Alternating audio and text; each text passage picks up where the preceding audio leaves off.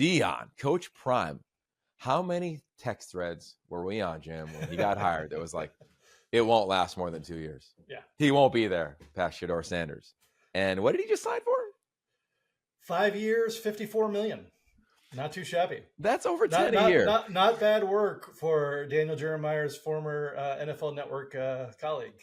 How about that? I mean, I haven't read the details, but I'd imagine the staff pool continues to grow, right? As a reference, I'll talk about it with DJ a little bit, but I was there a couple weeks ago to go to yoption.com and kind of give a recap. I was one of the keynote speakers at the Nike Coach of the Year Coaches Summit, which was in Boulder, which was fascinating to watch the program. And walking out of it, it felt like this thing's stable, right? Year one, calling games, it was like, this thing's crazy. Like, this is wild. Like, this is really fun. Last year was a little bit more solid. Like, they took a little bit of run in the Big 12, right? They were in the mix at the end of the season to go to the potential title game. And now they've got Shedeur Sanders, Travis Hunter. He wins the Heisman. You got the draft coming up, et cetera. And you're wondering, like, what's going to happen next? It felt like it was on really solid ground. Coordinators, position coaches. It's a pipeline from the green room at NFL Network to Boulder, Colorado, with the addition of Warren Sapp. They just hired Byron Leftwich to join the staff. And I want to net out, Jim, I'm curious your opinion, but to me, this is like, Deion's been a huge win for Colorado. Absolutely. I mean, absolutely. And it's funny because, there were doubters, and I would even put myself into that, equation at the beginning of like, how is this going to work? When he says like, oh, I'm going to, I'm bringing my Louis, we're going to bring a whole new team. Like, it was like, this was a revolution in college football. So of course there's going to be like, how is this all going to work? But when you have that kind of just magnetic personality that he has, like it's a different story. Because if you're looking at it and you're like, okay, 5 years, $54 million, he's one of 9 public school head coaches in the country making $10 or more million a year. He's now the highest paid coach in the Big 12. 2 years in Colorado, 13-12 overall, 8-10 in conference play. You'd be like, what are you talking about? But it's not just about those wins, because obviously they came from that 1-11 season. But I saw, I think this was in one of Bruce Feldman's articles, reportedly they looked at the ticket revenue. 2023 was the most recent year that they had that data public. $31.2 million in ticket revenue. The year before that, $13 million. So yeah, he's worth that amount of money. He has brought that kind of interest and revenue.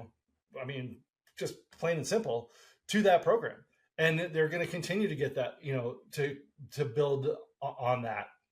Now, the one thing I think there's probably a lot of coaches that, if you're taking that away, you're like, oh, 13-12 overall. Well, what was my record? Like, my record's better than that. I should be making, $10 million a year. So I'm sure like there's a lot of agents right now that are also very excited about this number.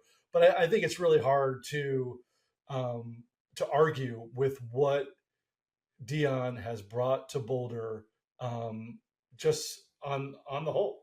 It's an incredible point. And I think net, when you look at what Deion has done, Coach Prime, the nation is looking at Colorado on everything. Every one of his press conferences go viral for the most part.